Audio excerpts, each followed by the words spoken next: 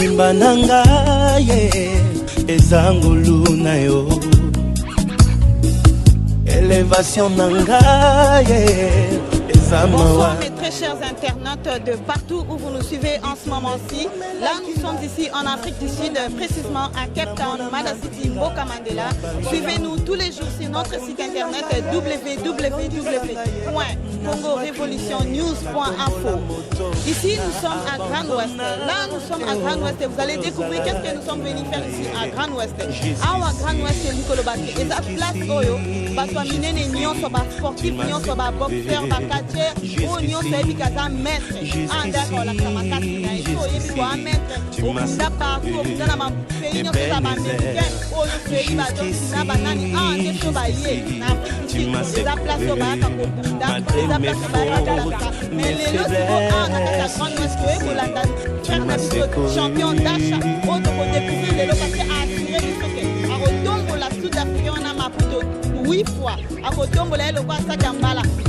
Congo Révolution News.info. Tu es pour découvrir ce qui a solo Maramba. Et puis, tout le monde en haut. Parce que, justement, tout le monde en face à la cadon. Ada vraiment champion d'achat. Tu es tout la Simanae. Tu es considéré. Tu es peut-être la Simanae Maramba. À Kobeta, à Rotombo, là, oui, il faut le voir ça Gambala. Puis, sur la Congo Révolution News.info. Quand tu te découvres, Nabino et Longo, non, tu as la femme pour Abimeli. Les gens déplacent au Bitumba, Mibali et les gars. Bamonanga ite bazali frappé dans ce tournoi la champion santu arapelaka ngaye bilaka na ngaye mpona lemba te na abandona te oyo ozalaki na ngaye. Jusqu'ici tu m'as secouru. Jusqu'ici tu m'as pas laissé. Et Benezer, jusqu'ici. Bae ko sala nini, bazo sala nini, bae bazo assurer biso nini pona bitumba lelo. Namoni quelques Congolais baza awa, na meka un peu kotambu sa micro nanga derrière mon caméra. Donc je suis avec Carlos Sekamaka, le grand caméraman, na benga kaye maestro côté image kande bo mo na ndenga bimisanga mo sat alors Pierre Chingila. Donc Aigle Royal na Paris Aïb Makambo na Loba. Na moni bongo ba Congolais baza awa na meka un peu ko passer micro nanga. Ba meka un peu ko expliquer biso ba sentiment na bango. Bonsoir. Bonsoir, bonne nuit. Ya to kutio na Grand Ouest vraiment na kati ya Cape Town tonto yeba sentiment na yo eza nini lelo champion d'achat au Bunda. Oye vraiment au ko pesa biso ba impression na yo. Ya olobaku trop yate. Ya olobaku trop yate. Nous c'est ça mis déjà. Mais entraîner ça mis bien, maramutu ça bien pepele. Donc tu es quand on a victoire, tu es qu'on support d'achat, champion d'achat. Oh ça qui tout ça pepele. Moi oui on le bat tout était pour émotion c'est belé pour na kati kuna ndé maramunde ça. To le baka na kati kat. Merci beaucoup Babi. Amingi olobeza te to lobaka na kati po match eza déjà bien entraîné salama qui bien. Donc de konamso congolais à lobby mais apesi biso kombo na été mais Babi match eza bien bitumbe été to ende ko zo ceinture. Na moni nde konanga mususu pembeni nanga awa soka ko bakela biso impression na ena sentiment na e pour na soirée lelo a osala nini place na Grand Ouest. Papa kombo na onani o sala nini awa. Ouais, kombo na Gauthier je suis ici parce que il y a un de notre champions ici, il vient du Congo aussi. Il doit combattre un Sud-Africain aujourd'hui et on est venu juste pour lui supporter. Voilà tout ça. Merci beaucoup. Mais est-ce que Coco aime sa catégorie à champion d'achat? Bon, d'achat à sa catégorie poids lourd. Tout le monde est déjà bundi va combattre belé. Bon, le long de tourner total là nous pour oh pas champion d'achat. Aza champion moi à Makaïsi, bon, tu as évité ceux qui sont années, mais tu as quand tu as ma beau repère, tu as bien gagné. Mais vous êtes sûr que donc victoire est dans l'engambo d'achat, est dans l'engambo. Normalement, tout ça qui n'a tout le monde est entraînement, n'a rien de ça, n'a rien de promettre biso alors que tout ça on a tout la totale à rendre, bon il est vraiment champion d'achat. Merci beaucoup. Combo nani lisusu. Moi comme on a Gauthier, mais les amis m'appellent toujours mascotte. OK, Gauthier mascotte de cabinet mo Bolandi, alobi ya oloba mingi ezate, donc baza déjà na victoire, baza déjà ya kosepela, ya oloba mingi ezate, tozo kota na kati, kala mingi de parce que toza na break na minute oyo, tozo kota na kati, poto la Sabino, ndenge nini ba congolais. Mabezali, balobi mabezali.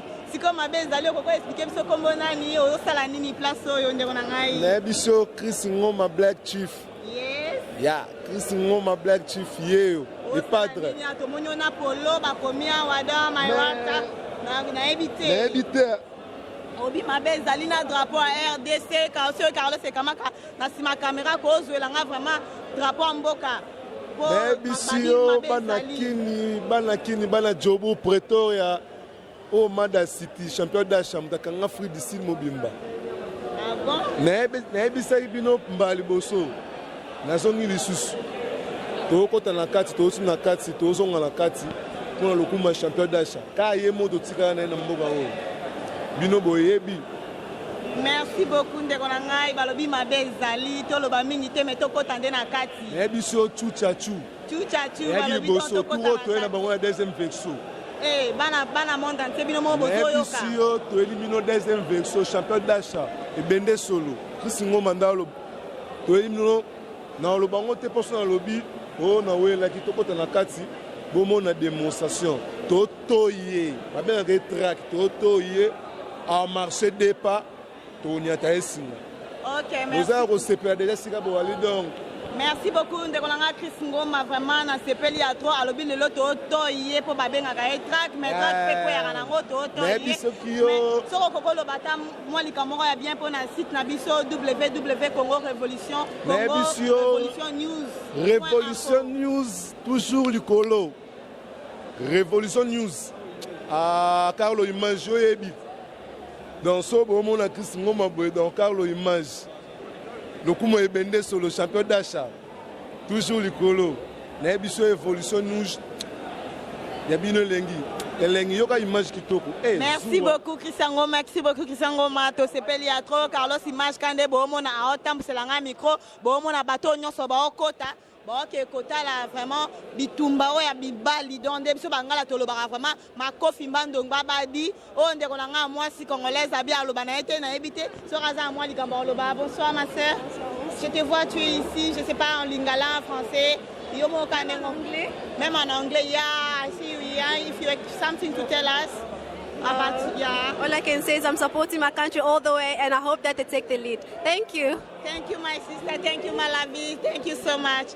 Ok, wana bomoni ba congolais o bazalaka na mboko yo vraiment bazalaka ba wana mboko ya préféré na e apesa na anglais alobi aeka ko support champion d'achat aeka ko pesa la ana mingi oloba te tokota na kati bomona ndenge ba otoye balobi mi bengi track ba otoye o ba obunda na champion d'achat comme na e Maputo aza sud-africain Jires Malele yeyo Jim Alex balobi yeyo Jim Alex akokolo ba moi eloko moko pona journal eloto moni awa to moni direct Malele awa so awolo ba nini pona soirée lelo toza awa po ba assurer biso ya trop ke ba rotoye ba ko bambela ko sa kambala na ngisko direct Malele alobela biso vraiment makambo bazo loba na biso eza ndenge ni pona poko lelo. Merci pona temps na yo pesinga biso to supportera bato baganya neti yo poza wina ya te ko support yo pe champion d'achat a rotoye benanga lobaki ko tombola bena track wana achango na mapeka toke nango tina boucle lelo bena to gagner combat lelo moni ceinture wana to ke na pale okay biso to ka pamba te so to yebo esaka bena ceinture wana eke pale ndeka boyo ki Jim Alex boyo ka don Jires Malele kandenga peseli ana mona tuke yeyo mboto yeyo président Moto alinga pesa la congolais kande bo mona bango bazar belé donc Carlos et Kamaka en temps c'est la caméra kande bo mona mibale solo ba bimi na soirée lelo ba lalité po ba ekota la pe ba soutenir nde on a biso congolais champion d'achat a auto imutu na poko lelo. Bonsoir Tukelo Mboto soko pesa na. Ouais, bonsoir à trop Congo Révolution News.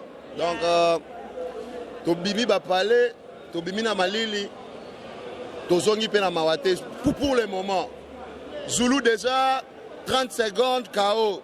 Dasha Toebe alors 1 seconde KO. Donc biso to bimiawa. Ba to mbongo ma pamba te. Tanto bimara ezala to bimi to duma to zolia mbongo to sepela donc ne to bimeli. To zela bitumba mi balé à Bruno na Dasha. Na particulièrement na era bona Dasha.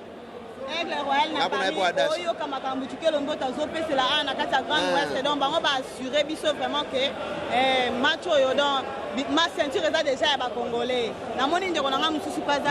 Mère, ezala ngo ya aventurité. Toyete ke no to luka ceinture. Toyete ke no pona to bunda. Toyende to beta, to kena ceinture. Yate ke no to esone to beta, to kena ceinture. Biso media captain tozaka na biso bolingwa, tozaka na solidarité media captain ya te okena ya zaka na 4 champagne na tena mutuka. Soka dasha kaka toi a gagné. To fongoli nga wana liboso. To bandango déjà. Bandango déjà. Naza pena vie na ngai yepe alobaka mingi pona bangala. Aloba na kimongo. Bonsoir. Très bien, je vais très bien, merci. Si vous avez quelque chose aussi à ajouter, parce que je vous vois ici, je ne sais pas votre impression par rapport à la soirée. Non, je suis très satisfait de la résultat que Zulu vient de faire. Cindy le qui après mère a parlé après sa mbote kaka après ça mbote. OK maman, on se voit après. Ça mbote laisse la place à la femme. OK, bye. Donc il n'a sepeli makasi. Sepeli makasi na résultat Zulu a sali.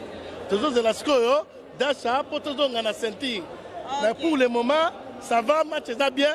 Nzamba à côté na biso. Donc Nzamba à côté na biso. Quand devient na ngamo konza bangala zo pese. Porte-parole na bangala, Dieu le Père à côté na biso. Nzamba à côté na biso pour Zulu à déjà match est bien. Donc de la score Dasha. Donc Dasha ba bien obunda te quand devient na ngazo lobawa. Mais ngape na Carlos Ekamaka to vanda te songi to rotonga tina suka. To relaxa bino makambo vient na ngazo confirmer awa. To relaxa bino penda makambo bango balobi ke Nzamba na côté na biso to relaxa bino penda ceinture wana photo zonga na ngona RDC. To kita na ngona penda Gilwana, on a porte-parole à Bangala, Nyon, sur la rate à Cape Town. Merci beaucoup, viens madame.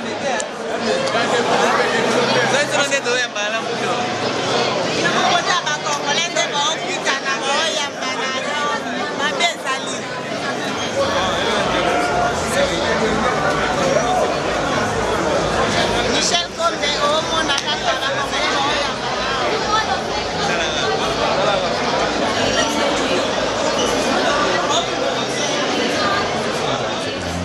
in the organisation. Since his debut at the EFC, he's pretty much smashed through everybody. Trying to get it to the gun. Great on-track by Champion Dolce. He's got the underhook, but Champion Dolce's going to put him on his back. Raw power, Dirk. Raw power right there. Champion Dolce entered the hexagon for the first time at EFC 30, ruthlessly taking apart his opponent, Rulov Skippers. Dolce quickly returned to the hexagon to continue his destruction. Holding on, Dolce still got the hold of the arm. Squeezing, and Peter Dolce gets the Once again, he showed his incredible power and fantastic judo skills by walking through two really tough opponents. But at EFC 35, he came up against his toughest opponent, the current champion Dani van Heerden, without a doubt his toughest test. Where's my shot? Big takedown by Dolce. Right in front of his own corner, he's going to look to finish it. Looks like he's got the choke in. This he got it.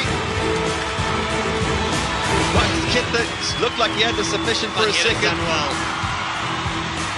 Nice arm drag takedown by Champion Dolce. Are you kidding me? But Yedin looks like he had the arm bar, let go of it. Arm drag and a slip by Dolce, but Yedin looks to take his back. He's to be on it, but again it gets thrown off. And a couple of shots. Dolce with a nice 1-2, looks for the takedown, gets Van Heerden to the ground. Frantic start by Dolce, getting big takedown. But in this scramble, every time Van Heerden seems to get the better of it. Champion Dolce! Once again, Dolce proved why he was a legitimate threat in the light heavyweight division, and a title shot would not be far off for the man from the DRC. At EFC 39, Dolce came up against the current middleweight champion, Yannick Bahati. He looks to get the takedown in, and Yannick Bahati's got the underhook, but Champion Dolce's going to put him on his back. Raw power, Dirk. Raw power right there. Champion Dolce. And straight into side control, Champion Dolce is going to look to mount it. But Bahati is the one that's pushing Dolce into a corner now. Looks for the big takedown. What strength! Yes! Raw power from Champion Dolce, and that puts the fans on their feet here at the Grand West Arena. Declaring the winner by unanimous decision, Champion Dolce! With that victory over Bahati, champion Dolce was given a shot at the light heavyweight champion, Norman Vessels. But gym politics and outside interference came to the fore. Unfortunately for Dolce, his fight with Norman Vessels became a Dragon Power versus FM fight and completely overshadowed Fantastic Scrap. It must have been really difficult for Dolce to train in those circumstances, and clearly his head wasn't really in the fight. 5 rounds for the EFC light heavyweight title. The challenger, champion Dolce, taking on your light heavyweight champion, Norman Chef Vessels, to try to get that throw. Manages to get it, but he's given up his backhand. This is Vessels' favorite position, being in this spot here. This is where he could possibly start to work on Dolce. Wow, trying to use his judo, but it's put him in a bad position. Straight back to his feet is Norman Vessels. Wow, what a scramble, Dirk. Very, very big scramble by both of these guys. Nice shot to the body, maybe a little bit more of that. Oh, he's taking Vessels to the ground. Serious takedown from champion Dolce. He lands up inside control as champion Dolce. Could possibly look to mount here on Vessels. Vessels is going to try and escape out the side. Managed to get back to TC. Dolce's going to send him right back up for another ride. Vessels defends the takedown, and now he's starting to work in the clinch. Yeah, then we'll definitely see what he's made of. Now Vessels takes Dolce down successfully. And he's got the back. And this is Vessels' game right here. That could be He might look to finish here. He's got the arm in. He's got the... It's underneath the chin. It's going to be over. That is it. There's absolutely no chance Dolce can get out of this. He has to pull the arm up. That's the only way that Dolce has a chance. Very, very deep, right here in front of us. He's going to pass out, Dirk. He's going to pass out. And he taps out. Norman Vessels gets the belt quite easily. Yeah, champion Dolce, champion. It didn't quite come together for you tonight. Where do you think it went wrong? Yeah, I tried to work hard. But I think it's happened. But anything I know does not kill you, make you strong. I'm not dead yet. I'm still strong. I'm still the champion. That's what I say. That loss against Vessels was Dolce's first in his career, and many were curious to see how he would bounce back from such a disappointing moment. After the fight, it was obvious that Dolce had to make some important decisions. Would he stay at what was very turbulent Dragon Power then, or would he seek new passes and train somewhere else? Fortunately for Dolce, he chose the latter. Yeah, well, champion, I mean, he came to us. He was going to go home. So I said he must think about what he wants to do. And then he gave it some thought. He took some time out. And he said, no, this is what he wants to do. So I said, well, we can create a team for him and we'll support him. A new and rejuvenated champion Dolce arrived at EFC 45, ready to face the former light heavyweight champion, Gideon Drotsky. I got a better team. I got the people that take care about me, and they know what they are doing. They do the proper job.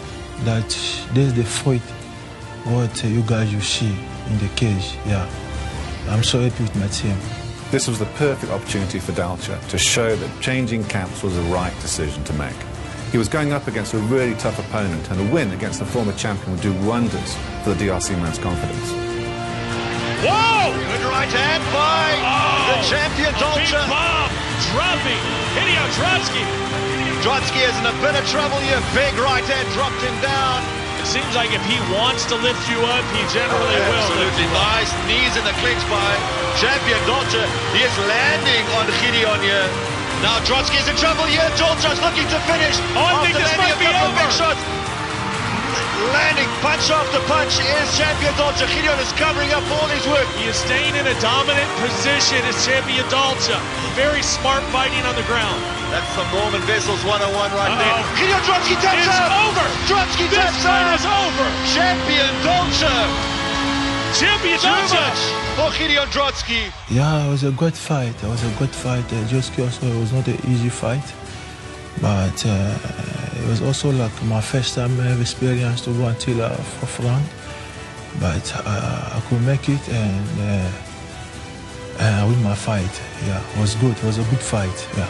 An impressive victory for the former title contender and a big statement to the organization. Dolce is back and he wants his title shot. But waiting for him in the shadows is one of the hardest hitting men in the EFC. The truck is ready. Tumelo Maputa is a monster. He's got incredibly heavy hands. He's very difficult to take down and almost impossible to submit. I mean, how do you stop a guy like that? Possessing some of the most heavy hands in the organization, Maputa can finish a fight with one blow. Having won 4 out of his last 5 fights, the Truck is seemingly unstoppable. Yet many criticize his overly cautious fighting style. It's no secret that he's got incredible knockout power, but sometimes what irks the fans is that he has a cautious fighting style. And I tend to agree. We've seen how devastating Maputa is when he goes all out, but he sometimes plays the role of counterpuncher. But unfortunately, when your opponent has the same strategy, we end up with a stalemate that we witnessed at EFC 39. Maputa went up against the former light heavyweight champion, Gideon Drotsky, with many expecting a night of fireworks. Unfortunately, both athletes kept their distance, which resulted in one of the most uneventful fights in EFC history. It's that time, our co-main event, a man who has been on an absolute roll until that last fight, that Gideon Drotsky from Reps MMA. This guy is an absolute beast.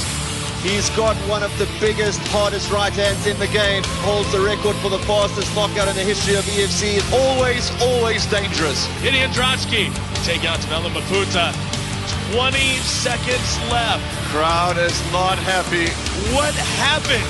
Both of these guys have great reputations and they're great fighters. Tonight was just a mystery to everybody to what just happened. That was absolutely crazy. I don't think I've ever seen anything like that in years and years of watching mixed martial arts. Just 2 guys refusing to engage.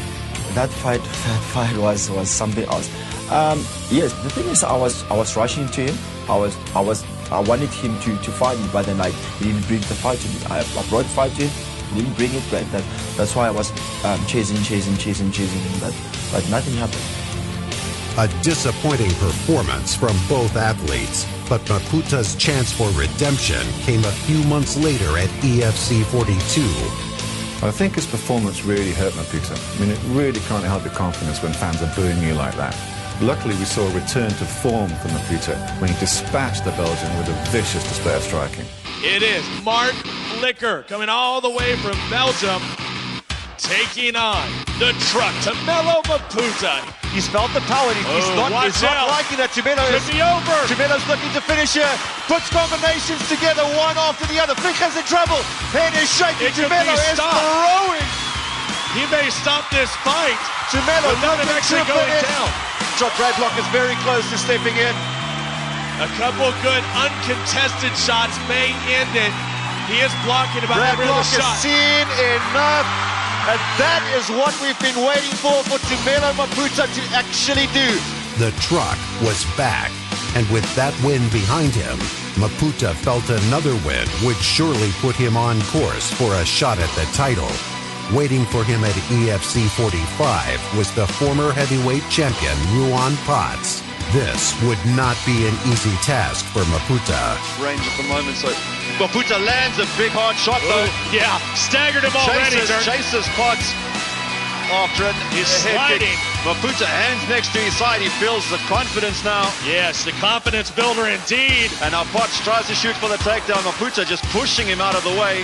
Declaring the winner by unanimous decision, Tumelo the Truck Maputa.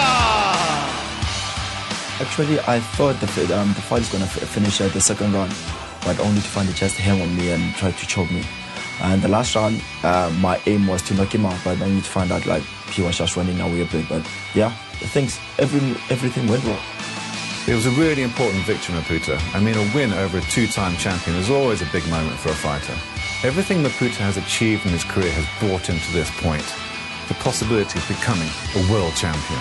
Waiting on the side and biding his time is one of the most polarizing figures in combat sport history. The champion, Norman Chef Vessels, a man set with intent to defend his legacy, but not in the near future. The clash of the light heavyweights starts now.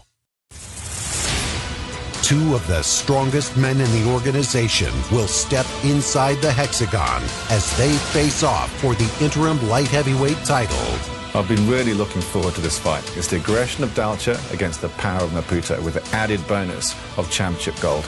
I've been really looking forward to this one. The DRC's champion Dalcha has been a menacing force inside the EFC hexagon, ripping through the entire roster with relative ease. Now getting his second shot at an EFC title, Dalcha will stop at nothing until his hand is raised. Two of the strongest men in the organization will step inside the hexagon as they face off for the interim light heavyweight title. I've been really looking forward to this fight. It's the aggression of Dalcha against the power of Maputo with the added bonus of championship gold. I've been really looking forward to this one. The DRC's champion Dalcha has been a menacing force inside the EFC hexagon, ripping through the entire roster with relative ease. Now getting his second shot at an EFC title, Dalcha will stop at nothing until his hand is raised. I bring the fight.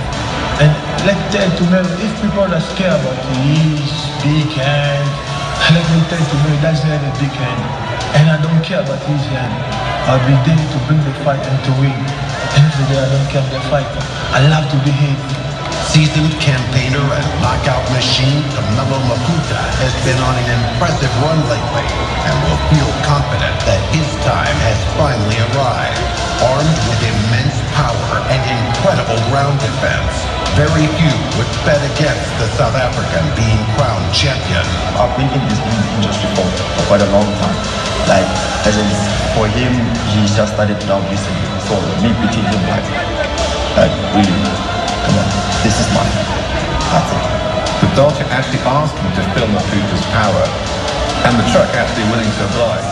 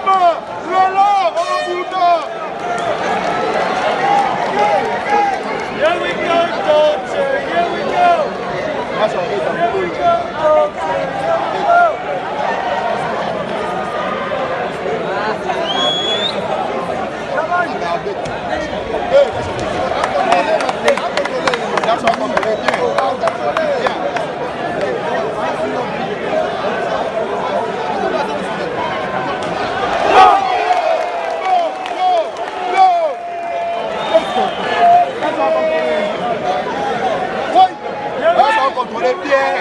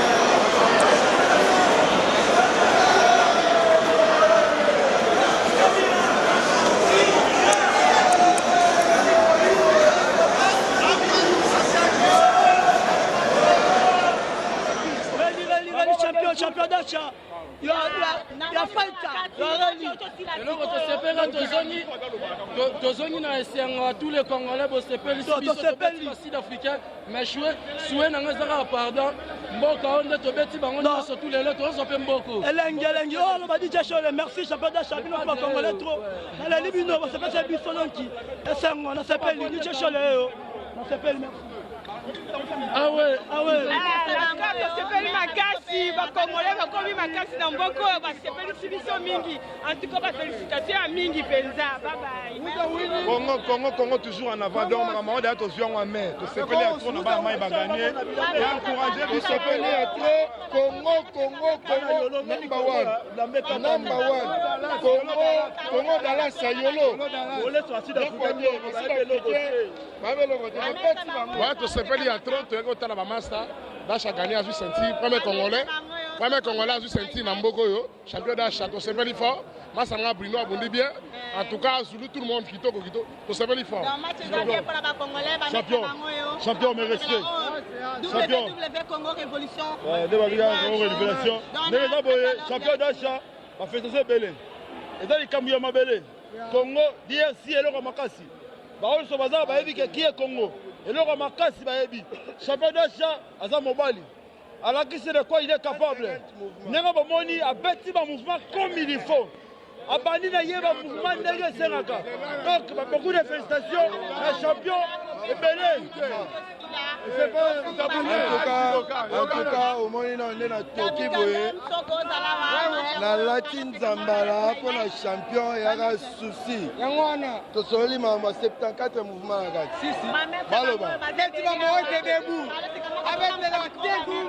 Vraiment, c'est moi trop. Donc, Bichon va mettre planète au Sepeli. Donc, oh, les qui a Bichon, tu vas dire que tu vas nous soutenir. Dans ce château, tu vas mettre un yamo, koro.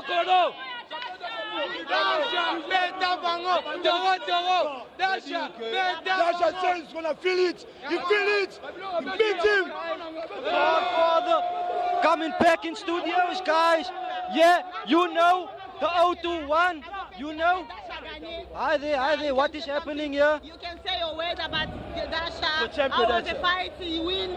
You can tell your word encouragement to people, Congolese people, what you can say to us. I think that the Congolese people should take this further because, you know, sports and things like that can take you further and you can come very far in that. So you guys must not give up in whatever you do. Me, myself, I'm an upcoming rap artist from Cape Town, guys. The name is The Godfather. So be on the lookout, guys. You guys got the Dons, guys. The Dons.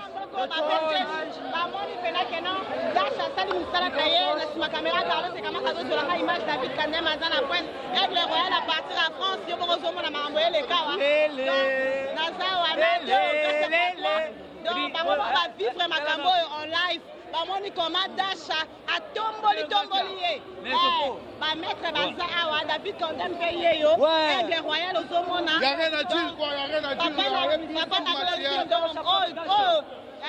grâce à patron azopesisa yaloba mingi eza landaka awa yaloba mingi eza te tolakisi moko congolais number 1 tala kaka donc tozwi ceinture donc jo wana donc bayesaki biso oye champion ya beta jamais toyembi kaka yembela ye na esengo alleluya champion Dasha alongi etumba hélicoptère moko kumbakumbaka kao match esili tokutana kuna bango tu bazali tokosindesi na filme sepeli kala collecte nanga Dasha azi ceinture nga mpe nabunda de 30 awa combat de ceinture naozwa yango. Ok, mais aussi pas match eza bien bakongolais nyonso baganye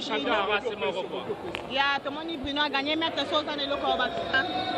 Na encourage toujours na champion Dasha na équipe Momba donc félicitations mosala kitoko quoi. Wana boomona drapeau na nsima bametre baopesela vraiment bino mo boomona donc mingi oloba eza te kande boomona awa mère Anto la vie est belle maman na Rachel Toumbabu top modèle bozomona donc bozomona tonton Jojo Big Show na la vie est belle bozomona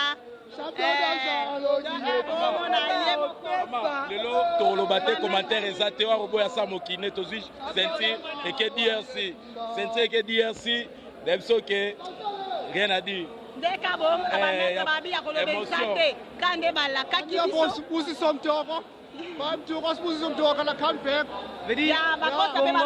batikite bakoya lisusu kande boyoka lobi na angleke bakoya they gonna come back.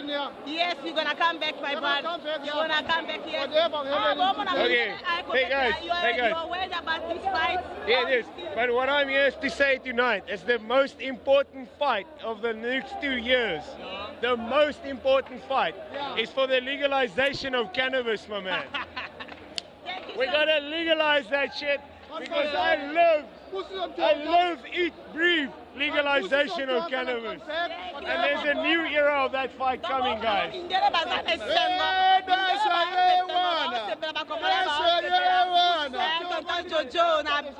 Brooklyn, Jojo, Big Show, Soudan. Yaya, lelo makambo micro te journaliste azoboyi Dasha tosepeli Toko is come back, whatever is happening. I'm here for you. Dasha is champion. Congo. Wavedi bafan basepeli bana Congo Revolution News.info. Bomoni à partir de France kuna Aigle Royal. Eza obeba.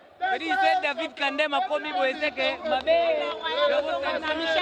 Michel Konde na www.congorevolution.info. Binomo bozomona makambo ezoleka na Grand Ouest. Donc bomona ba Congolais baza ebele. Baoya pona kala image azopesela. Galo image tamsela na caméra. Ba mettre baza awa. Ba ko pesela. Na sepeli po impression na yo ba sentiment na yo kati onga na yaki pena ngamona Facile Lumbala nenga kapo bayebi na sepeli po na yaki nde na tala Dasha to yaki nde na zo ceinture wana tellement Dasha espoir ezalaka tozwi yango pe tokei donc ye kuna confiance ezalaka kaka na yaki nde kotala ye na etali ye pe vide na bimi nanga yango mona libanda na sepeli na bisakio na yaka pamba te so na yesa geloko esalama ko moni sikoyo oyoki Jiref Malele di Malek ye mo kapeteli alors de yaka pamba te donc azongi na ceinture vraiment na Congo to sepeli plaisir à trop kande balaka kibiso maman na sepeli à trop ba mettre ba dérangeaka batu na bar na yebi bango te nga oyo oyo biso ceinture de mettre solo oyo ba dérange ba na bar to yebi ote OK David Kande mozoka ma solo oyo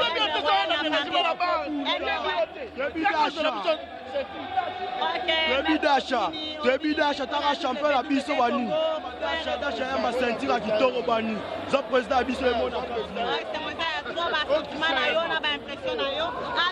www.congorevolutionnews.info soko koloba nini ba Aigle Royal na Paris baolanda yo non vraiment moi na asali fierté Congo eza bitu babumika mpona ye mote potala Congo mometelemi pour moi c'est une fierté pour nous alors il faut te supporter 100%.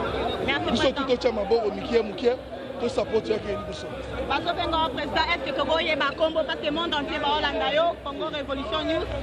C'est Christian Yema nazala rande on a dit. Merci. beaucoup vraiment pour na mais Dasha na parlé au président na parlé vraiment président ba congolais yeyo na Cape Town président ba congolais yeyo président ba congolais yeyo na kati ya Cape Town président ba congolais yeyo na kati ya Cape Town de kabo mo na sentiment eza ngamo kuno ko ko se contenir te po match ezaki makasi o eza bitumba de kabo mo na mindele ba mo baza awa donc ya mgolo beza David Kandem azobina Aigle Royal Michel Konde na Paris vraiment na sepeli ya trop José Ndé na dédié bino ba émission oyo na dédié émission oyo lisusu na bien nga Anthony les presse na Londres pourquoi pas na bana Kinyon so bana Lubumbashi bana Angola bana monde entier bana États-Unis bana Paris bana Belgique na dédié bino émission oyo famille Kamaka Mobimba la Kinshasa na dédié bino famille Kandem Mobimba pourquoi pas famille Chingila famille Bokungu na dédié bino botala kande na toka donc non ko bakutu te ba sentiment ka congolais mettre Lati vraiment Nzambala donc à ça qui va prier mettre à ça qui va prier pour na Dasha kande bo mo na Carlos Kamaka otambusa caméra winter mais kaka na toki na winter donc mettre auto bana monde entier toza ato na hiver on anglais to benga winter mais mettre à Toki mettre à Lati Nzambala pembe yo ça pona ebende solo Ebene solo, Elumbi Bato Ita hélicoptère c'est que mettre Dasha pour ici Benda Bajidokate avec ma tous les mouvements judo Eric Sabou, Papa Emma, Bozolanda Masolo, Bozosepela, vraiment famille, alors famille sur la Koroloba, moi Liloba Pona. En tout cas, vraiment, on a Sodan. Donc, Sodan, Nevisa qui ont bébé, Nevisa qui ont bébé, Noye. Comment on a aidé ça?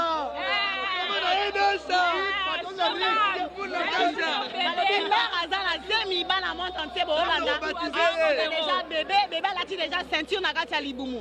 Je dis match ça bien. Au moins les 10 forces.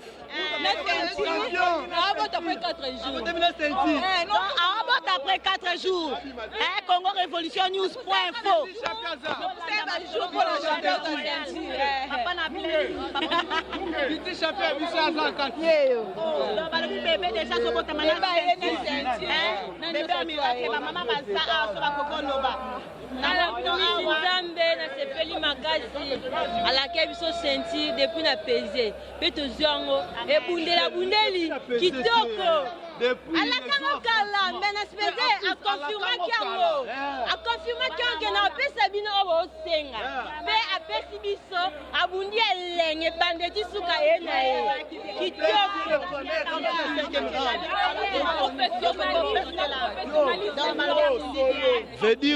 veut dire que champion de Salungia Mbula wana ve na ngai ya palais grand frère na ngai cousin na ngai makila na ngai nyoso na ngai alaka nga petit na e aza ceinture wana to alaka na 2010 aba petit na ngai na aza ceinture wana banda BJJ na banda judo tina aza ceinture IFC dozi yango oya kosi asa oya boya banda mokili na ye asa mokili na ye asali champion de sa abeta maputu abeta marche abeta lali amela likech oya boya amela bu champion de sa Lungia Mbula qui bino moko bala bi champion de samindele pe babi balali te bazongi simate bazo pesi na pona ceinture anasa oh the game was incredible yo I want to fight now I want to fight now I want to hit the people ya lobi a obunda na dasha po boto la dasha ceinture wana bana monde te kande bomoni mindele balobi ke bongo pe bazonga te bowling if you can say something your way about Dasha how he was fighting.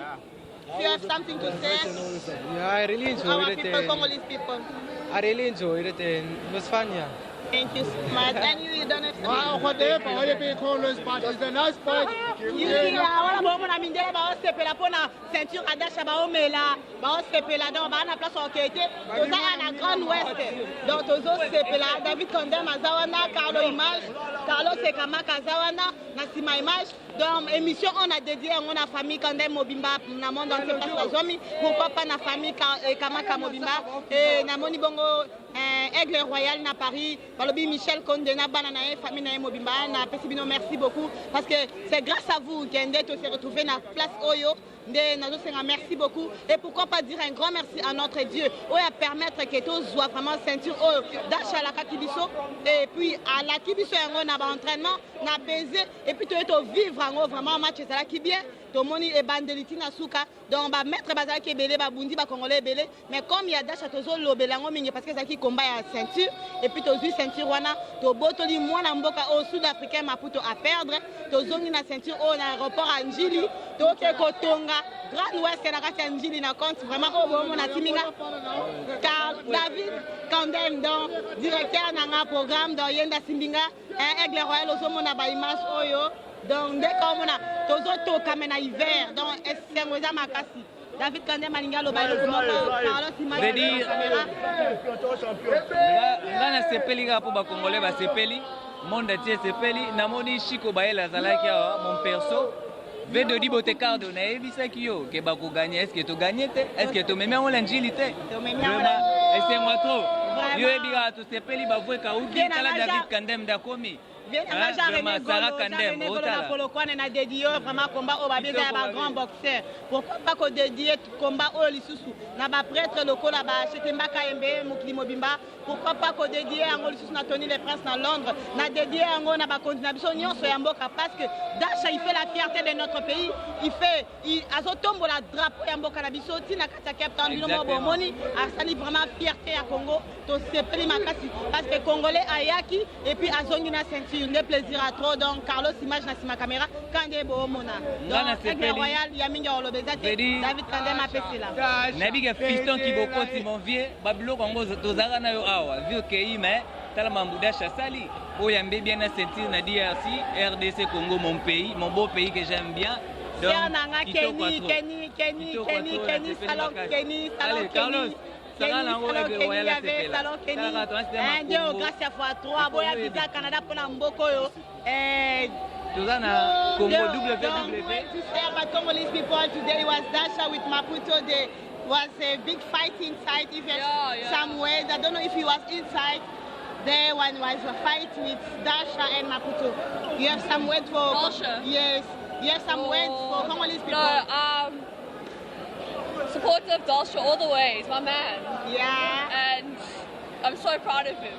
Thank you. I love a good fight. They're cheering for him. We couldn't stop cheering for Dalsha the whole time. He's our man. We got him. I'm so proud of him, and he won that fight straight. He deserved it. He really did. Dacha is a monster. He is. He's a monster. Yeah, the fight was very good. His name suits you can see the camera. His name suits him. Champion.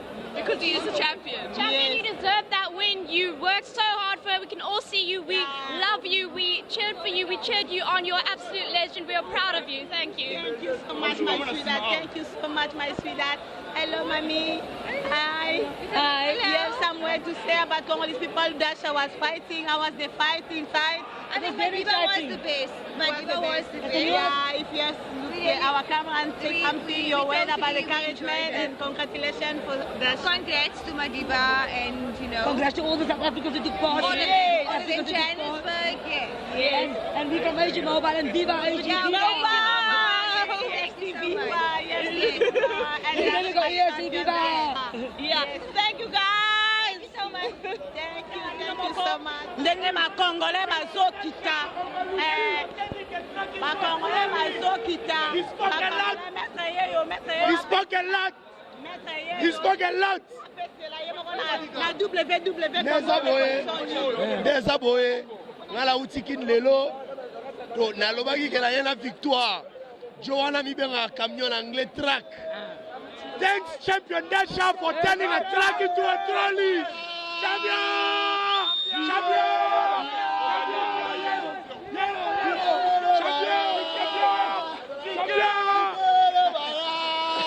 Champion Dacha!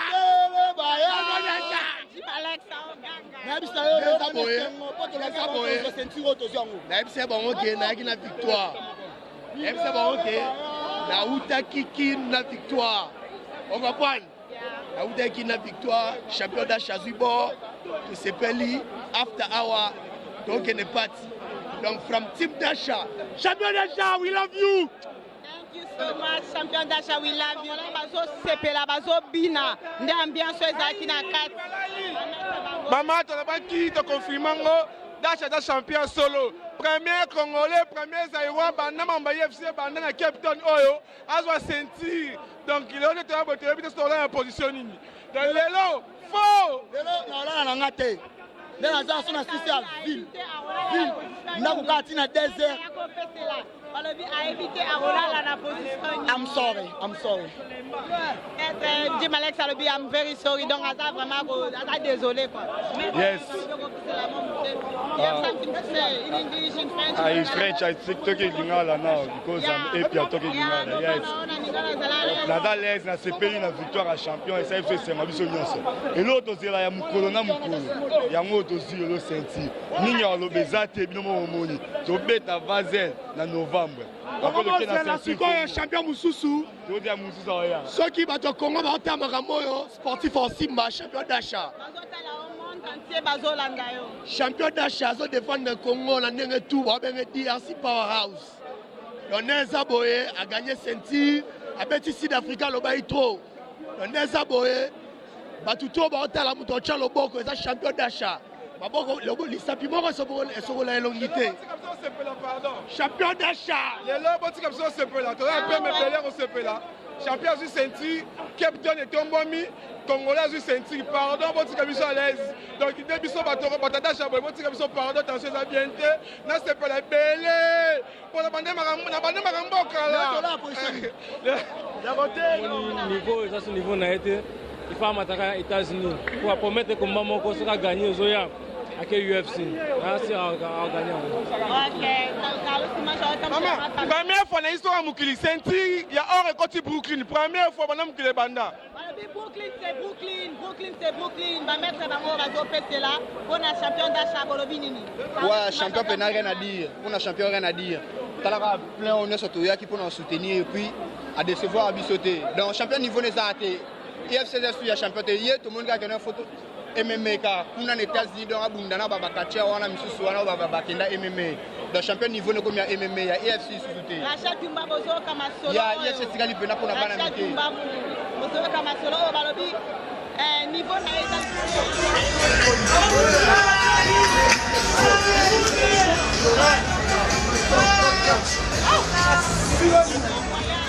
www.congorevolution.info quand des bon combat ici to gagner ba congolais ba gagner ceinture raison du Congo asko toye pour une interview il y a champion d'achat a expliqué ndenge makam mindele bango yo if you have some if you have some words about for Dasha how was the fight? I'm a fan of Armand Vanderlei Skippers. My son is his coach, and I will say that the guy is such a young fighter. He's going to take the world stage ultimately. Vanderlei, I think it's unbelievable. Thank you so much. Thank you. Champion Dolce is an amazing fighter. He's concise, he's consistent, and he does what he says. And I like it. Thank you so much. Thank you. Thank you. You have someone to say. Yes. Dolce, I've trained with you before, my brother. Good job. But to Armand Skippers, I'm your coach, my brother. Good job. Wow, this is a coach about Armand Skippers. Yes, somewhere. Armand Vanderlei Skippers. Tell the world what you have to say. Talk, man. Talk. I just want to tell champion, well fight. You deserve that belt, man. Keep it that way, eh? Thank you so much. Thank you. Congratulations, Dasha, champion Dasha. Toza la simanayo. Ozomona mindele nyoso bana sima champion Dasha. Big show na Brooklyn, big show vienanga. Tonton Jojo. Alobi mindele bazomela. If you have somewhere to say about Congolese people today, we win this fight. If you have somewhere to say. It was an awesome few fights. We came a bit late, but the last couple were amazing. Don Madge took him down quickly. Thank you so much, champion Dasha. Yo mozo mona mindele ba video ba ko raté sentiment la bango la trop. Neko tomboli track. The bounty shows you the lightweight champ. Champion. One time. Champion Dasha na bana Congo bana Lubumbashi avec Royal Michel Condé papa ya bana balobi merci à trop pour grâce na yo nde tozomona donc peuple congolais nyonso tout omoni makambo tomona awa donc champion d'achat ye wana champion d'achat ye wana donc champion d'achat ye wana kande bomona champion d'achat ye wana kande bomona alongi baba champion d'achat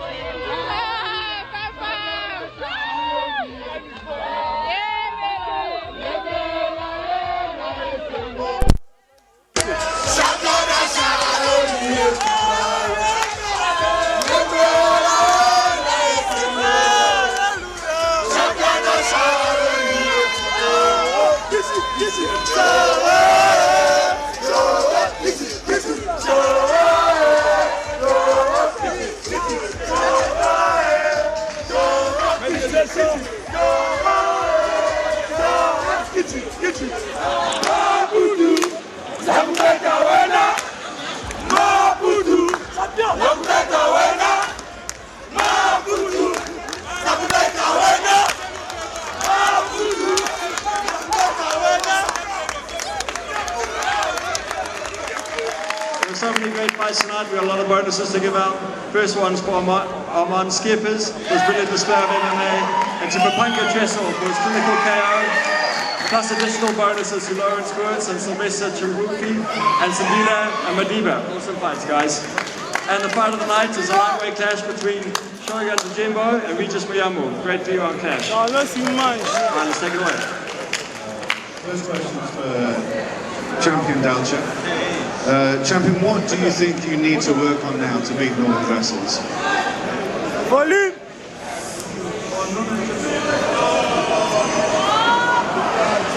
Micro! There's nothing I can work for Norman Vessels. Like I said, I'm the two. I'm ready for you. Anytime, anywhere, I'm ready. Nothing to work. I trust my team. I know my team are ready. There's nothing to work for Norman.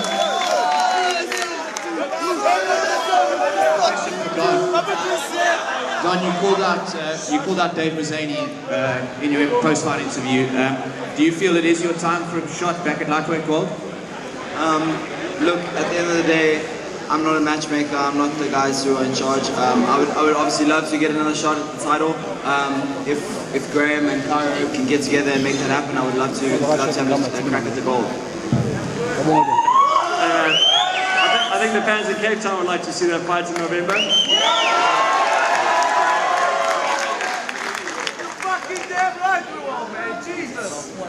Hi, my question is Toledo. A bit of insight as to what was told to you between rounds. It's gonna be booming! Dalcha did good. The second round, he threw me down to the ground. Tried to stand. Truly speaking, he did good. Next time. His defense was good. So no complaints, nothing. Dalcha did good. Eh?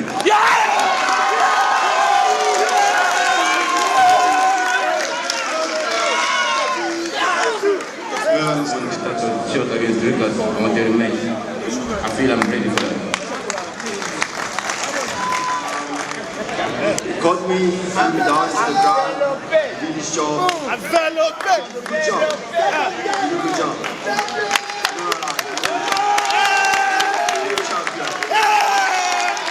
He's a champion. He's a champion.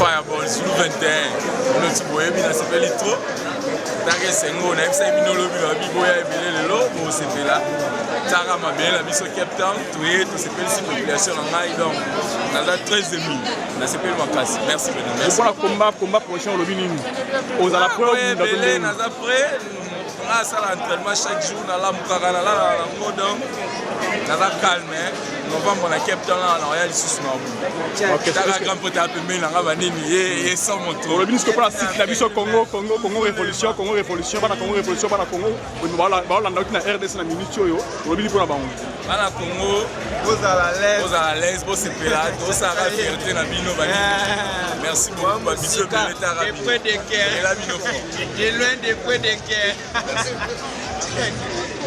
moto agagné mpe combat oyo moi baimpression na ye ka après match oyo bacongolais babundi ebele donc oyo mpe maître Bruno auti obeta mpe motu donc agagné match soki moi basentiment na ye mpe ozala nini après match oyo bon mingi alobela te kaka no bamerci ebele na bacongolais biso basupporte ngai nyonso alobela monaka mingi toza na Congo www.congorevolutionnews.info donc tosepeli ya trop parce que monde entier baolanda yo maître donc tosepeli ya trop match nous ezalaki bien banda na ebandeli ntina suka vraiment félicitations ya trop tosepeli ya trop. Ok, merci. Maître, ngai David Kandem ya Congo Révolution Info.news. Et là on est na tuna stratégie nini osala obi bato bakamo mais comment beti mutana na kao obi kenga kanisa ka obeta yo obeti na kao akoki même pas côté mato ba présenter muto a gagné na yo azala ndeti kaka stratégie ni elo ni esala ke ozala bon travailler bon ya ba entraînement makasi donc on travaillera chaque jour. Parce que elo nini ezoya o pour mettre biso na ba combat o ezoya combat prochain combat titre combat titre donc bon on a pena tozelango voilà. Moi j'ai confiance, hein. Maître, Congo Révolution together. Merci, félicitations. Il y a le bateau bon, n'a vu qu'on est dans le bateau. Tout ça, entraînement bien, entraînement l'équipe PPL. Quand on est à la kaka, autant de kaka. Sport, tout art, tous les entraînements. C'est ça. The next time. Ope akokota na nzela wana ye moko oyeba mpe kasor na ye donc trop olobeya te. maître impression na yo mpona match ya lelo komba lelo ndenge toganye komisensi ouais toza na esengo ngai maître 17 impart kitenge maître 17 na anglais maître 17 naa mpe fighter lokola ye donc entraînement lekai malemu kitoko tosentraînaki lokola ndenge esengelaki ezala bino bomoni résultat nango abundi kitoko vraiment na esengo makasi na ndenge ya double cabine avancé pas question de recul selon tactique na ndenge ya double saut d'échappement bomoni 40-45 apesi résultat donc pas dire champion na évité mettre soko oloba mwa baimpression na basentima na yo mpona ceinture ezongi Congo donc toganye maputo vraiment na facilité 5e round toke na ye ntina suka toganye vraiment match oyo soko oloba mwa baimpression na yo kaka na Congo Révolution News. Mais il faut bon que ça y ait facilité. A gagner, tu gagnes la facilité. Et ça que avant de l'adversaire, il faut y aller. Tant qu'on n'a jamais étudié, même équipe sur un bête dans balle, il faut y aller dans bête à que ça a boué. Ça dit au yebi adversaire au bundana au travail pour il y a des ça ba résultat donc ba congolais ba ma makasi depuis to uta na makasi depuis na Congo. Et ça juste cas bah Afrique du Sud on est pesi biso respect et professionnalisme maintenant suivi entraînement. Congo ça a plus mingi ba talent ba tout ezo kende ka boye esili pe ka boye maintenant mboko zo pesa opportunité ba tout ba exprimer ba talent na bango. Ça dit obo moni ezaka obo mona baza ebele na mboka o ba misusu ku ba bundaka te so pe ba bando bunda bo kamwa. Ça dit que toze belé baza vraiment ebele ba misusu pe ba bunda ba na biso to format tant ba bunda ça peut un sentiment na biso tant tout monde ça moi bien donc tu mérites un gros pour travail dur pour un donc ça va nous montrer un résultat en tout cas Congo ça va donc mboka ndé fait à la babilo raboye ce Congo est à la babilo raboye ba comprendre valeur à la pepe na bango donc ça va ça va vraiment match ça bien dash à sali fierté à ba congolais nyonso bazwami na monde entier à toza na www.congorevolutionnews.info vraiment bien moko bomoni makambo nyonso elekani très bien ba maître ba peseli Carlos Image atambusi caméra nae donc bomoni mindele David Kandem a peseli Aigle Royal Donc yomo ozomonaka Michel Konde papa ya bana donc ozomona na Paris. Donc merci à toi parce que c'est grâce à toi donc de te se retrouver awa na kati ya Grand Ouest na IFC pour na to participer na combat ya champion d'achat ou à joli biso ceinture ezozonga na aéroport Anjili. Merci beaucoup. Donc eza fierté ya ba congolais nyonso na monde entier. Donc ezaka ya biso a te se retrouver na Cape Town. Ceinture eza ya ba congolais nyonso ezala ba o bazana est ezala ba o bazana Goma place Bitumbeza. Donc ceinture champion d'achat yango po na bino.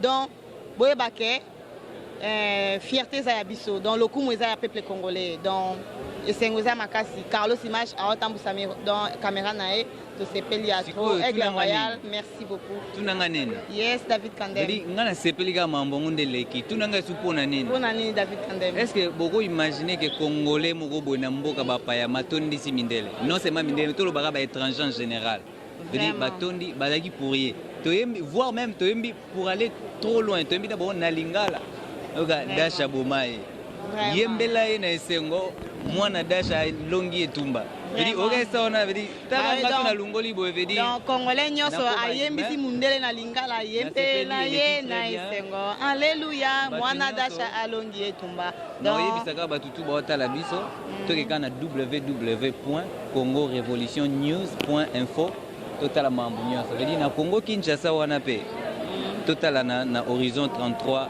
vendredi.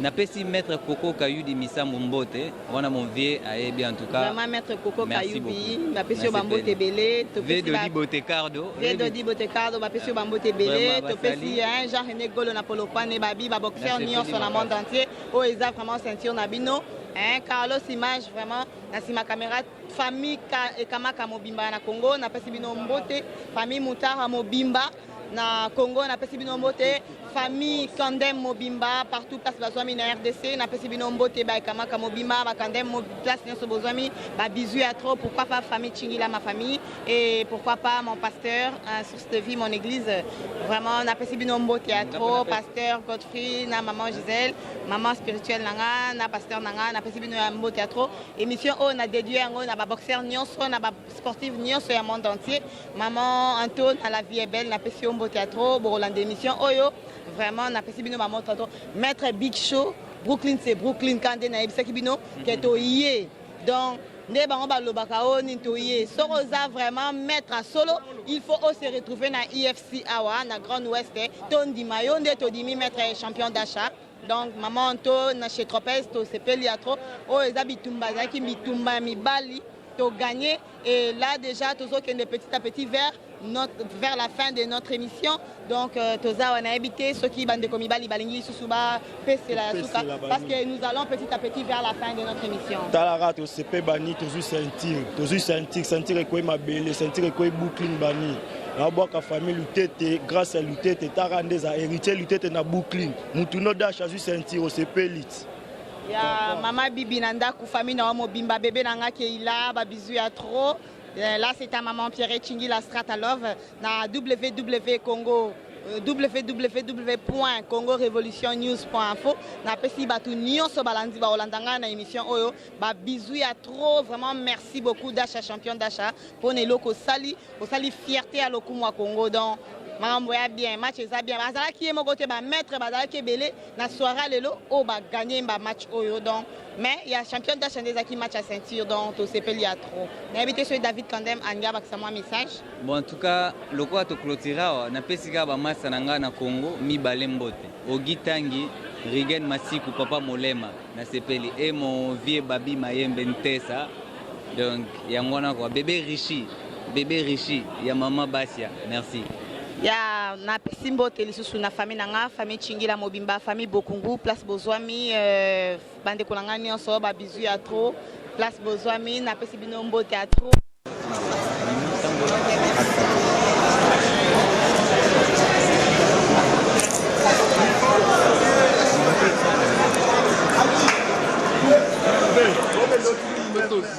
non kokate pardon nani loko loba te o na loba ka yango ande na lobi na ko ka champion yo loko loba boko projet kombo mwinde kalki to salaki yango ekutami na komba soki bosoli na champion a sabino nde to calculer komba elo na sepeli ka ndera ebisenga mettre na 4e round na obundise BJJ na oyele se moko boye to bundana na sol na monyango donc azapena athlète à parole a promettre a sala ninga a promettre bato na ko lo baté na ebité président za awa président biso ba coach to ko biso lo baté to ko lo baté. En tout cas, eloko ya koloba mingi zate na sepeli mingi po makambo tozo sala ngo lokola bato batanga tete na mayele pesa na kati po tovandaka toko solo. Alors na prometaki bino ke soki dasha poli komba oyo nga na otika ye et puis dasha obunda pe lisuti. Ce qui fait que tozalaki sur na makambo o tozo sala na makambo tozo loba par rapport ya batu o batelemi pembeni yango. Wapi maître Kasadi champion déplacé ba maître bango yo totali musala ndenge basalaki yango nazalaki sûr que makambo yo ya ezaki mwa pasi potopolo ya na baso to poli na longwa na team ya dash obako sa question autour ngana tunelo mo eloko nini ezosala ke ozala sir makasi ko gagner po ngape na landaka mamputu jona zaki déjà kotala combat na zaki est-ce que vraiment veut dire combat oyo esuka ndenge nini pour ani ozaki na confiance on olobaki même soki a poli otolo bango tout à l'heure soki a poli na olungwa na tiki pe abundali sute soki sala ke apola et puis yo elo non ngana bana kasi no assurance wana que soki a poli na olungwa ozaki trop sir ko gagner pour na nini. Look, assurance nanga ezalaki po na yebi mutu o nazalaka naye naza fani ya dasha kate na bitumba kaka keno bitumbe ye to gangi de batu baganga te naza fani ya dasha nalandaka ye na entraînement na ye naza na kati ya team na ye na yebi batu oyo aza pembeni na bango ba maître Isaka na yebi ba force na bango na yebi mayele na bango o bazo transférer et pas ya dasha. Et puis tant biso tozaka na team toya kaka te ke non totala te totala ka catégorie ya dasha totala ka ba combat ya batu tout o baza na catégorie ya dasha po toyebi ke mutu oyo ako compliquer biso mais mutu oyo ako compliquer biso te donc pona maputa tozaki omona côté nini oyo maputa ako compliquer biso te. C'est pour cela tozaki sûr que tozwa sentir yango moni ata dasha ye moko soko talaki champion na ba commentaire na azaki trop à l'aise. Donc même alobaki akotoi track yo moko po moni combien de fois track et mataki likolo nga moni ata ba di mouvement au moni ata di mouvement, c'est-à-dire que amati voilà donc a prometaki a sali yango donc toi ne lo ko lobati pour tozaki sûr que nangi na loba boy nayokaki champion ava bituma po nga mpe nalandaki yango alobaki nalingi makofi wana ezwanga me nga namoni place ezwaki eta makofi ya mamputu yo abaki alingi ayoka yango ye pa yoka yango epa bato malingaki asentir yango na elongi na ye maparama ebando ozo eta azokima yango kaka nde ezoya na ralenti sikoyo question wana oyo tuni ifale otuna yango maputa et non biso. Oui, tolandi mbango aboyi même koloba nalandaki na swana yo no sorry apie ba raison na ye ma. Voilà. Donc Dasha azalaki kokima ye pete. Dasha azalaki ko yela ye po afili yango. Mais yende il faut tout na ye. Po na nini abimisaki yango te po Dasha sengaki yango. Mais oyo Dasha prometaki akosala yango asali yango. Donc la question on a mieux placé à répondre en tout cas merci président du côté là tout le monde papa Nassima. Bonsoir maître. Bonsoir. Tu vous combo maître. J'ignorais la statue de la liberté. Vraiment j'ignorais là. Je pose la question que champion d'achat a gagné.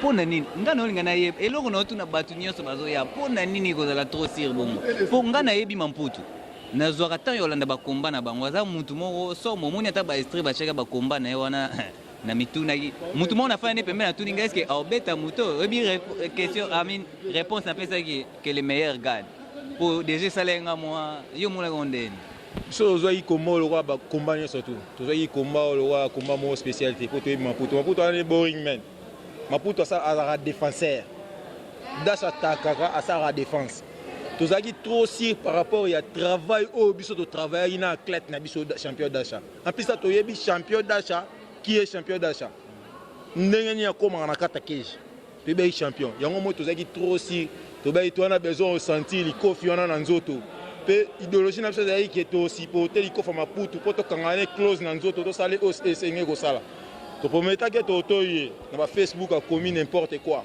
alobi oyo ndenge azana ya zaka champion punch na ye donc eza musique to tuna Dani ngape na komele na Facebook na se ki ne peut pas Dani tuna Dani champion za ndenge na kata cage po Dani to bete 18 mouvements na si avant to kota na kata grande ouest na expliquer bien na bagi so champion Polinga azongi Congo so champion Polinga azongi Congo pe na esa bino champion bete 8 mouvements abeti ba mouvement ne surtout auto tout ça biso na système ka Barcelone a beta ndena tabo makasi nini to betela mnoka système a kede to betela mnoka système ya passe ya kede to un système à Barcelone vous comprenez nde to utiliser champion tu sais champion il le gars dans stand up feinte shooting bolit ya kanga na nzoto sala mouvement kende sala nini sala mouvement akoksi ma solo nyo surtout auto yo kanene biso cuisine interne vous comprenez donc ma solo ne surtout auto solo ne assez livre son pourquoi pas to sepela pour obligé surtout bando lo bayango tout c'est un tir auto bando ya to zela on a commande ya chief na winter année passé to lamka 5 heures na vieux na oti musala na Stellenbosch 4 heures to zongi ndaku 4 heures wana to leki na nini na terrain ya Dabenville ya mbangu na ba vieux na ba mettre Isaga oyo na ba mbakoko double cabine to kima na mbangu na ba 17 vous comprenez tous ça sentir on a na champion Kenzo tous ça sentir on te si côté ça sentir on a le loto c'est peut-être pour vraiment on na comprendre obina bisolo monga pe na sepela yi place nga na fandaki mundele mobo atalinga boza congolais no bien na za ko bi mais bozo sepela te mutu ana ko gagner za kama kasi boyemba dasha mundele atelemisi ba congolais que yemo ko atelemi dasha ti batu nyonso balandi donc dasha aza populaire hein wana nga na ndimi na ngai na ba fighter nyonso na mindele na batu mwindo na moni mutu aleki mutu wana te so event eza dasha bonite event eza boring eza na Jobu eza na Pretoria eza na Durban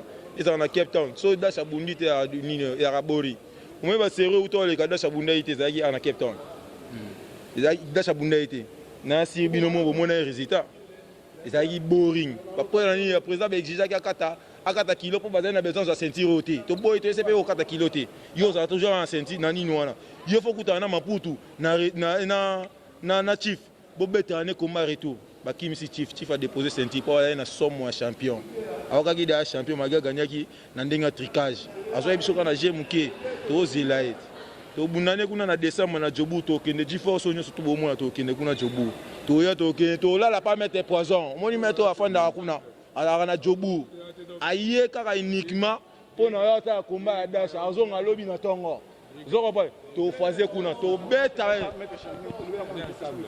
maître bonsoir bonsoir to sepeli ko mona ona buto lelo hein délégation à Djobour mais ce qui délégation à Djobour et délégation à Djobour et pour na combat on sait que comment vous en a confiance à boy billet ba futeli auto o mi futeli nga ba ko futela ngate na yenga moko pour na dasha donc obike mambo ezolekelanga mutu amifuteli bien ndeti nga na Cape Town no binaki nde Jobu na obanga pourquoi na futa billet ya elo na sirte nde mutu roi Mamputo mifuteli billet do yo yayi penake dasha obeta mais pourquoi pas dasha ça masalanga depuis kin to ça ne ba sport non na kin na ebi dasha depuis kin na ebi force à masalanga donc tango obunda so na zana donc fona za rasir pour na yebier donc aza mupa ya pa na ngate donc tina yaki bona ebeka te zo senti to dienango sala mi peka bon vraiment na sepeli mingi pona moni apparemment tutuni nyonso mais yo vraiment oyego compléter na sepeli na confiance wana pesa ka mutu na yo nous la minute oza is époque dasha donc to boya ngo za époque ya dasha de bolinga te za dasha les époque na ebotika ti place ta rosuka mettre sous les bazala rappelle ba mettre sous ba koko batika ba dasha ba et aux époques il y a dasha le dasha ko beta ko rekobeta ti presque pas au suka junior dasha pas au bima donc c'est comme ça voilà et sentir le roi doziango to défendre nango tina suka to tika ngo après to ke États-Unis to ke buna na États-Unis bo ndimela ngai mama na ba mama solo bona mwana na muto obeta ete na division na bango abeta chief after in full time pepper soup inchallah vous comprenez abeta ye ndelo ziango boy na mona muto abota biso ngote to défendre pendant 3 combats so to défendre pendant 3 combats to sengi contre IFC to ke buna na so na IFC kuna na États-Unis parce que a mbongo ya na ngote merci pour l'image là ngalo senga na dasha entre les belé c'est le rôle du sentir fièrement so mona ka ko minzambe keba yo ta Moïse donc entre les belé discipline nos ara respect nos ara nango donc ça la te que le rôle du sentir au moment là biso de belo te keba biso ba pauvre père réali donc respect ça la ka respecter ba koko respecter ba bima liboso na yo zalaka ndo zalaka wana donc nzamba osala oza bien mais so komi ka yo komi danger za courant so meze balé nzambe moto te des gars en tout cas na sepeli maître Pierrette olobi oza na question à poser maître alobi ke ba préféré bakena bango bunda na États-Unis ambongo ezate mais nini akopesa comme message net na bakonzi ya mboka na biso to pe na gouvernement na biso pona makambo ya boye o esalami awa un congolais a juste sentir na mboka bapaya message nini okosenga pe na gouvernement na biso ata kutu nde to oloba ke mboka eza bien te mais message quand même okosenga ata na bakongolais baza na ba pays mususu to pe na bakongolais baza na mboka mboli drapeau na biso lelo nini yo koloba na gouvernement na biso pona soutien ya Dasha parce que a juste sentir oui mais nini osenga na gouvernement na biso pona sentir oyo Dasha ju na pourquoi oyo oui omoni biso vraiment ba congolais na ba clé to bazar à Libanda ya mboka tous a rapidement négligé côté soutien ya mboka mais to défendre mboka pourtant to bima na drapeau ya mboka oui na moni vous comprenez benel ya mboka to ça la fierté benel ya mboka Libanda mais tous a un peu négligé mais ce qu'on a enseigné na ba konza mboka oyo balinga sport bameka na ko aider biso bakota ta na IFC wana na YouTube bameka otana na ba combat champion avant na to kitabakini wana avant na to kitaba Congo bata ba combat champion ba raisonner pona ba clé na mo ba Libanda ba boma métier za ka ba clé to ba na Congo te ba clé ba bebele Libanda ba défendre Congo neti Dasha défendre Congo azui sentir ya mboka oyo vous comprenez mettre au Dasha au azui sentir au état jeté pour passer dans l'étape ya sentir faut au bunda bazo la biso mutu mo wa benga ke Black Mamba auta Londres wa benga na kombo ya bahati pour aya casser record à Dasha mais nzambe tellement ayebi biso to na biso ba nzambe to beta bahati basala tout ba triquer biso pour combat sentir to kitapwa to boya ko kitapwa mais to maintenir la place on a lelo maputo watu wanoganga ya kobeta ta lelo track ba yungole lokola masangu na kiyungulu vous comprenez mais le gouvernement bozo penza makambo en charge bota la biso na biso ba sportif ba défendre mboka Libanda et ça la biso pe bien merci parce que ngana na tunolo ba track omoni ba Hollandais na Congo ba ebite track ezani po ye mamputa mibenga ka track aza track ezani ni na français to na lingala track ezali remorque Joana bibenga comment remorque ya camion poids lourd ba eux ba gris eux mutuka ba gris ba gris ba conteneur amilai wana on benga ngo track camion poids lourd ba camion poids lourd on uta rapport a boma eux ba marchandise a minene yango benga ngo track nga to commission au Mazda na ABC merci président lobby a une réponse par rapport à question nanga par rapport à préoccupation nanga alinga répondre na question nanga a répondre pe pour na besoin nini o bazana ngo besoin pour na ceinture Dasha joli biso nini bako senga na gouvernement na biso au président ikoté langa abenga ke vie zéro doit appeler c'est la Toyota à ce qui concerne pour na gouvernement omoni sport au Badasha bazo sala o eza facilité na Congo babenga ngo sous forme ya mukumbushu bato basala ba sport na Congo bayebi yango c'est-à-dire quoi beta nyonso oyo yebi soko za boxer beta makofi soko za judoka beta ba mouvement soko za mutali banda bamba donc eza combat ya cage ndenge totala yango na États-Unis. Donc IFC badasha bazobunda awa eza département ya IFC ya États-Unis. C'est-à-dire ndenge azwi ceinture awa soki aza na support mpona baanglais, soki aza na support mpona biso bafrançais oyo bakoki kosupporte ye. En tout cas il faut akende kobunda na États-Unis mpo ezalaka kaka na condition moko soki ozwi ceinture nde okomi qualifié okende kobunda na États-Unis. Donc ndenge azwi ceinture boy il faut akende kobunda na États-Unis. Mais tozomona bapays ebele awa bazo encourager et puis bazo financer ba athlète na bango ba oyo bazolakisa ekolo na bango oyo bazotombola bendele ya ekolo na bango. Alors ba oyo bazoya kuna na Congo bazoganga ngai nazwa médaille oui toboyi te eza na ba titre mais ceinture baya na ceinture oyo bamonaka bazwaka yango na ba smackdown na poto yango dash azwi. Donc gouvernement botala makambo oyo botikaka kotala aka bale botikaka kotala bale sport eze belé bandeko na bino ape baosouffrir ntango ozomona bakota na drapeau ya Congo. Monde ese évolua bokota na YouTube bobeta IFC South Africa bokomona makambo bakongolais bazosala awa. En tout cas message nga nazaki nango mpona gouvernement yango wana.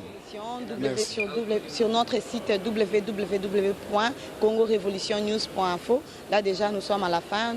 Donc tozo kende déjà na suka to clôturer boki ba mettre ndé balobi et puis bino moko boki bomoni o dasha lobaki na bino champion dasha lelo bomoni yango na suka champion dasha yeyo azongi na ceinture wana na aéroport Anjili ezokita lobi to sepeli ya trop Carlos Image atambusaki caméra na e David na présence ya David Kandem Aigle Royal Michel Condé yo moko moni makamnini eleki Michel Kombe omoni makamnini esalami awa na Grand Ouest na Cape Town to sepeli ya trop na ngina pesaka ba mbote ya suka please cameraman na aimable cameraman na Carlos Sekamaka please na pesa ba mbote ya suka vraiment na mon oncle chéri pasteur Arthur Bokungu et pourquoi pas ma famille Chingila famille Massimo na Kinshasa na pesa mbote trop na mama Bibi na David Kandem famille Kamaka Mobimba famille Kandem Mobimba famille Kombe Mobimba place Bazwami na papa Michel Kombe pour grâce na ye nde tozo se retrouver na bilili o bozolanda biso na www.congorevolutionnews.info.